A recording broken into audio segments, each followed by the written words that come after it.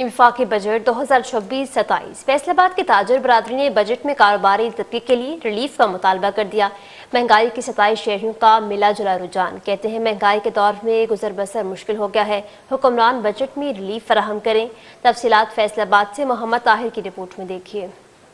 वफाकी हुकूमत ने बजट 2026-27 अवाम के सामने पेश करने की तैयारियां मुकम्मल कर ली हैं। इसी सिलसिले को लेकर शहर भर में माशी गर्मा गर्मी अरूज पर है। एक तरफ ताजर बरादरी टैक्सों के बोझ को कम करने के मुतालबात कर रहे हैं। सुप्रीम अंजुमन ताजरान फैसलाबाद के सदर और साबिक सीनियर नायब सदर FCCI असलम भल्ली ने रोज न्यूज से बात करते हुए कहा, हमारी मईशत जो है इस वक्त वो 20-25% पर चल रही है।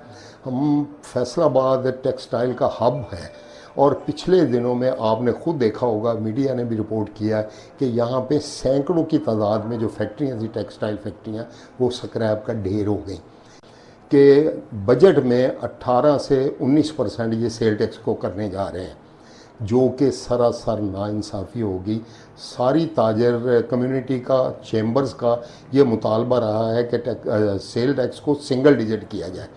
मैं तो उम्मीद करता हूँ बहैसियत पाकिस्तानी, बहैसियत मुसलमान, कि ये बजट इंशाल्लाह अच्छा होगा।